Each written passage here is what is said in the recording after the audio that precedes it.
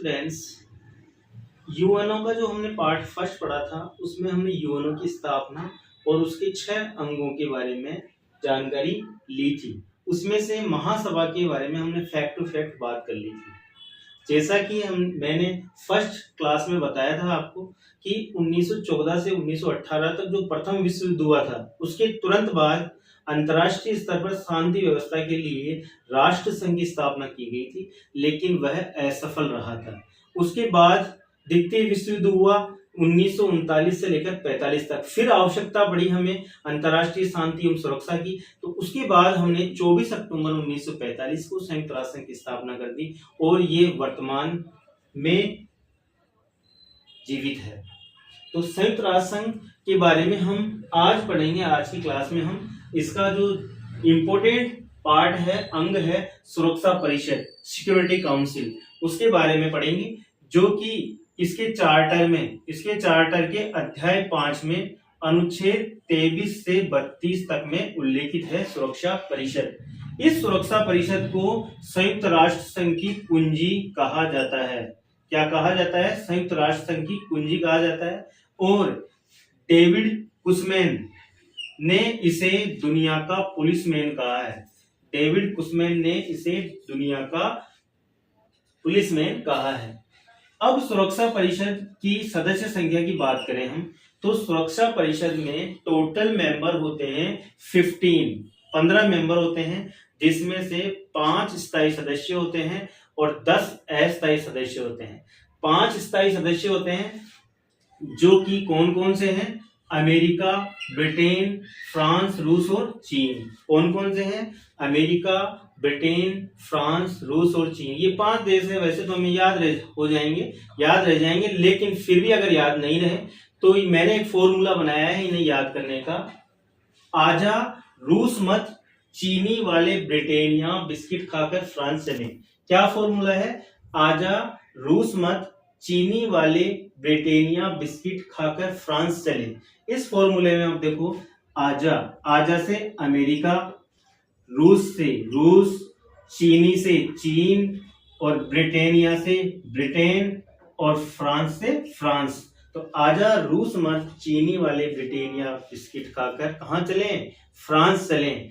तो America, Britain, France, Russia और China, ये 5 स्थायी मेंबर हैं सुरक्षा परिषद के। अब 10 अस्थायी मेंबर की बात करें तो 10 अस्थायी मेंबर का कार्यकाल होता है 2 वर्ष का। कितने वर्ष का? 2 वर्ष का। जिसमें से 10 अस्थायी सदस्यों की बात करें हम तो 1965 से पूर्व, मतलब 24 अक्टूबर 1945 से लेकर 1965 तक इसमें अस्थायी मेंबर होते थे 6 प्लस 5 स्थायी बराबर 11 मेंबर थे 1965 से पूर्व इस सुरक्षा परिषद में। लेकिन 1965 से इस सुरक्षा परिषद में 10 अस्थायी मेंबर बढ़ा दिए गए।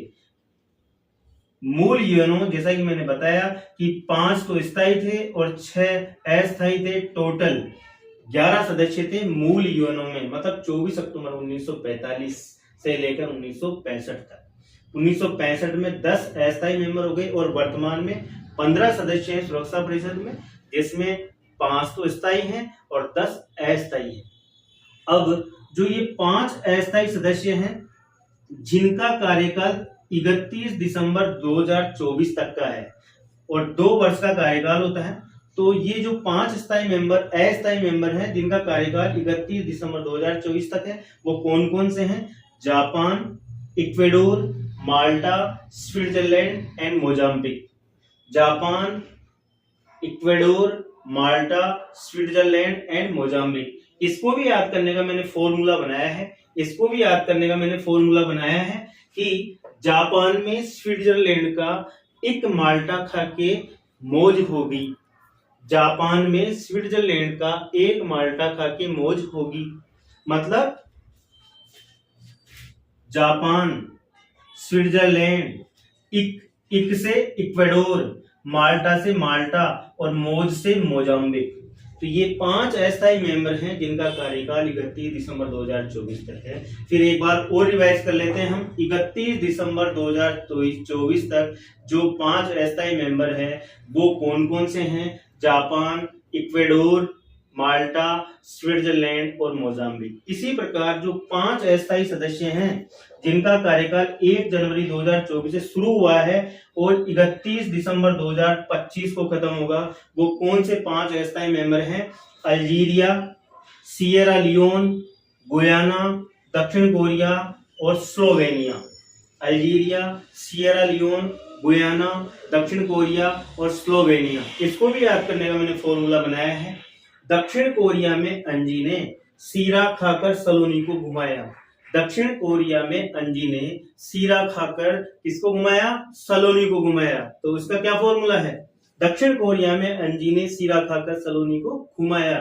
तो दक्षिण कोरिया से दक्षिण कोरिया, अंजी से अल्जीरिया, सीरा से सिएरा लियोन, सलोनी से स्लोवेनिया और गुमाया से गुयाना। तो इस तरह हम ये जो 5 अस्थायी मेंबर हैं इनको याद कर सकते हैं इस फॉर्मूले से।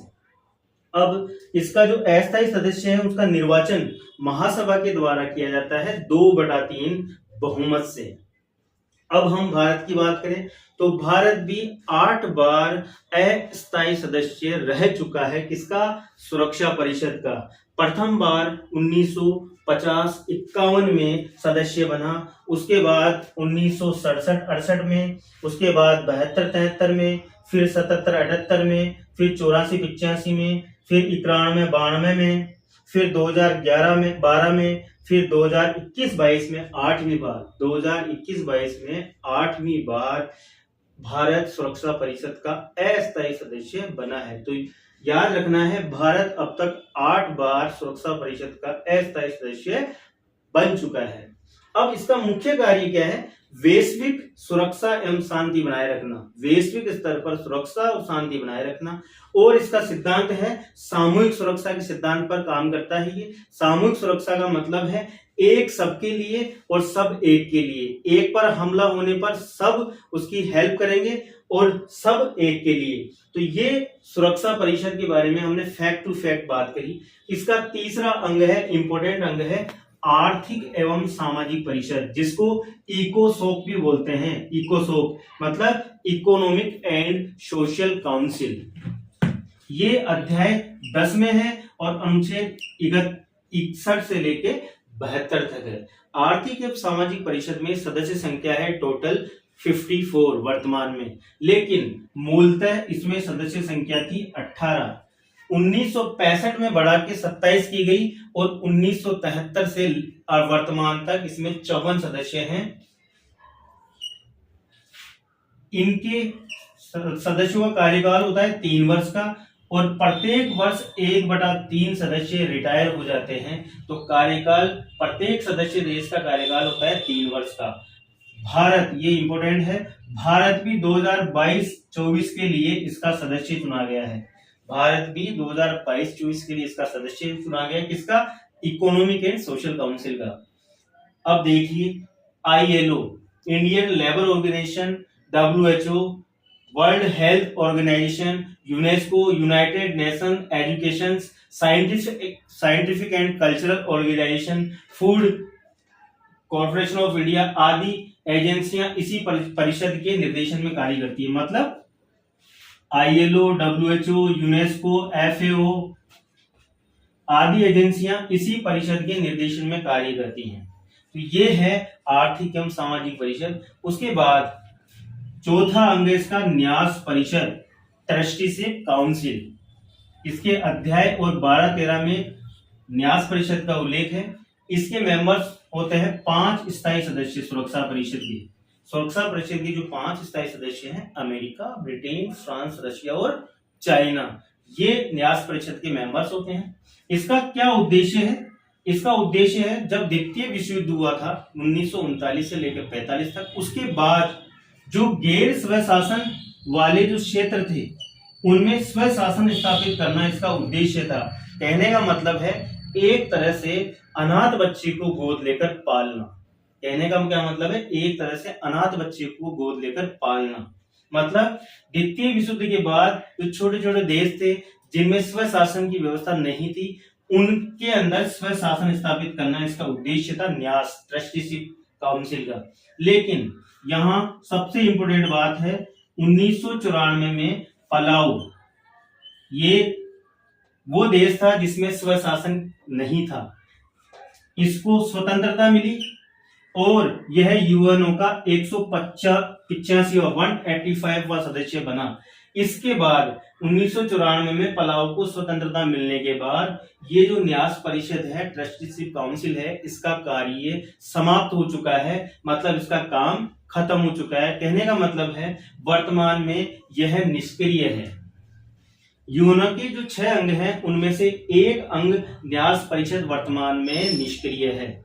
तो आज की इस क्लास में हमने संयुक्त राष्ट्र संघ के अंगों के तहत सुरक्षा परिषद, आर्थिक एवं सामाजिक परिषद और न्यास परिषद को फैक्ट टू फैक्ट जानने की कोशिश करी। नेक्स्ट क्लास में हम इसके 2 अंग बच चुके हैं, अंतर्राष्ट्रीय न्यायालय और सचिवालय, उस पर फैक्ट टू फैक्ट बात करेंगे। Thank you so much.